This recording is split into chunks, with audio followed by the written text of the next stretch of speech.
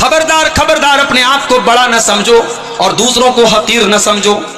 تکبر اتنی خطرناک چیز ہے. اللہ کے نبی فرماتے ہیں, صحیح مسلم کی روایت ہے, لا يدخل الجنت من کان فی قلبہ مثقال ذرۃ من الکبر, جس کے دل میں رائی کے دانے کے برابر بھی تکبر ہوگا, گھمنڈ ہوگا, وہ جنت میں نہیں جائے گا. ایک صحابی کھڑے ہو گئے, اے اللہ کے نبی, کیا اچھا کپڑا پہننا بھی تکبر ہے؟ کیا جوتا چپل اچھا پہننا بھی تکبر ہے؟ ہمیں سے ہر انسان چاہتا ہے اس کا کپڑا اچھا ہو, اس کا لباس اچھا ہو, اس کے جوتے چپل اچھے ہوں. آپ نے فرمایا ان اللہ جمیل یحب الجمال. اے میرے صحابی, اللہ تعالیٰ تو جمیل ہے, اللہ تعالیٰ تو خوبصورت ہے, اور اللہ تعالیٰ جمال کو, خوبصورتی کو پسند کرتا ہے. اچھا کپڑا پہننا, اچھا جوتا پہننا یہ تکبر نہیں ہے. الکبر بطر الحق وغمط الناس. تکبر یہ ہے کہ تم حق بات کو تسلیم نہ کرو, سچائی کو جاننے کے باوجود تم تسلیم نہ کرو. وغمط الناس, اور تم لوگوں کو حقیر سمجھو, یہ ہے تکبر. تو تکبر جب تک ہمارے اندر رہے گا اختلاف ختم نہیں ہو سکتا. اختلاف اگر ختم کرنا ہے تو تکبر سے ہمیں دور ہونا پڑے گا. اللہ کے پیارے نبی فرماتے ہیں لا تحاسدوا, ایک دوسرے سے تم حسد مت کرو. ولا تناجشوا, اور ایک دوسرے کے سامان پر بولی نہ لگاؤ. میں دکان پر گیا, میں نے سامان 10 روپے کا میں نے طے کر لیا. آپ آئے, آپ نے کہا صاحب میں یہ سامان 11 روپے کے لیے لینے کو تیار ہوں. آپ نے 11 روپے دے کر کے جلدی سے وہ سامان لے لیا. اللہ کے نبی فرماتے ہیں کہ کبھی ایسا مت کرو. ولا تناجشوا, ایک سودا ابھی ہو رہا ہے, اس سودے پر تم اپنی بولی نہ لگاؤ. غور کیجئے اتحاد کہاں کہاں سے پیدا ہو رہا ہے, اور اختلاف کی جڑوں کو اللہ کے نبی کہاں کہاں سے مٹا رہے ہیں. وَلَا تَبَاغَضُوا, اور ایک دوسرے سے بغض مت کرو, ایک دوسرے سے نفرت مت کرو. وَلَا تَدَابَرُوا, اور ایک دوسرے کی سے تعلق مت توڑو, ایک دوسرے کو دیکھ کر کے پیٹ مت پھیرو. وَلَا يَبِعْ بَعْضُكُمْ عَلَىٰ بَيْعِ بَعْضٍ, اور گندی عادتوں سے بچنا ہے, بری عادتوں سے بچنا ہے, عیاشی سے بچنا ہے, موبائل کے غلط استعمال سے بچنا ہے. ایک نسخہ بتاتا ہوں, نوٹ کر لو میرے بھائی.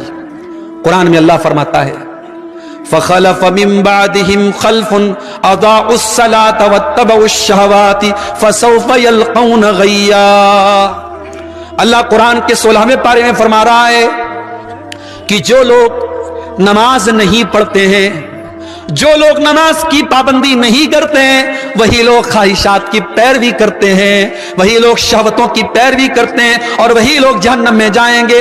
اس کا الٹا یہ مطلب نکلا کہ جو نماز کی پابندی کرے گا, جو 5 ٹائم کی نماز ہر حال میں پڑھے گا, وہ خواہشات کی پابندی سے بچے گا, وہ غلط شہوتوں سے بچے گا, وہ عورت کے فتنے سے بچے گا. وہ جس کو یہ رات میں فکر ہوگی مجھے صبح فجر کی نماز جماعت کے ساتھ پڑھنی ہے, وہ رات میں کوئی گندا کام کرنے کے پہلے 1000 بار سوچے گا.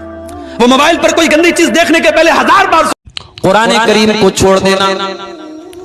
اللہ کی آخری کتاب قرآن کریم, جس کے اندر اللہ تعالیٰ نے یہ تاثیر رکھی ہے کہ قرآن ہمارے دلوں کو نرم کرتا ہے. قرآن کی آیتیں جب بار بار ہم پڑھتے ہیں, سنتے ہیں, اچھے قاری کی آواز میں قرآن کو سنتے ہیں, ہمارا دل نرم ہو جاتا ہے. اسی لیے اللہ کے پیارے نبی قرآن کو پڑھا بھی کرتے تھے اور سنا بھی کرتے تھے. بخاری کے الفاظ ہیں, اللہ کے پیارے نبی عبداللہ بن مسعود سے کہتے ہیں اے عبداللہ مجھے قرآن پڑھ کے سناؤ.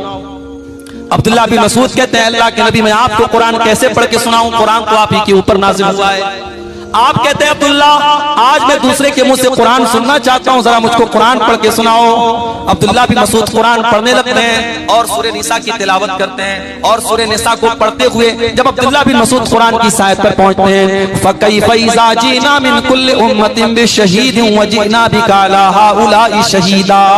اے نبی اس وقت آپ کا کیا حال ہوگا جب ہر امت میں سے ہم ایک گواہ لائیں گے, اور اے نبی ہم آپ کی امت کے اوپر آپ کو گواہ بنائیں گے. جب اللہ کے نبی نے قرآن کی آیت کو سنا, بخاری کے الفاظ ہیں ضرفتینا, اللہ کے نبی رونے لگے, اور آپ نے کہا عبداللہ بس کرو بس کرو. عبداللہ کہتے ہیں میں نے نظریں اٹھا کے دیکھا فَإِذَا عَيْنَاهُ تَذْرِفَانِ, اللہ کے نبی کی آنکھوں سے آنسو بہ رہے. شہروں سے برا حال گاؤں کے اندر نماز کا ہے. شہروں میں تو پھر بھی اگر برائیاں ہیں تو دینداری بھی ہے اور نماز کا ماحول بھی ہے. گاؤں میں تو کہیں کہیں نماز کے ٹائم چند بوڑھے لوگ بیچارے ڈنڈا لے کے مسجد میں پہنچتے ہیں, ان کی بدولت مسجد کا دروازہ کھلتا ہے, ان کی بدولت مسجد کا تالا کھلتا ہے. اللہ رحم فرمائے میرے بھائیو، جس نبی سے ہم محبت کرتے ہیں، جس نبی کا کلمہ پڑھتے ہیں، جس نبی پر جان دینے کی بات کرتے ہیں، اس نبی نے فرمایا وَجُعِلَتْ قُرَّةُ عَيْنِي فِي الصَّلَاةِ، میری آنکھوں کی ٹھنڈک نماز ہے، میرے دل کا قرار نماز ہے۔ نماز کا ٹائم ہوتا تھا، اللہ کے پیارے نبی حضرت بلال سے کہتے تھے یا بلال ارحنا بالصلاۃ، اے بلال نماز کے ذریعے میرے دل کو سکون پہنچا دو، میں جلدی سے نماز پڑھ کر کے سکون حاصل کر لوں۔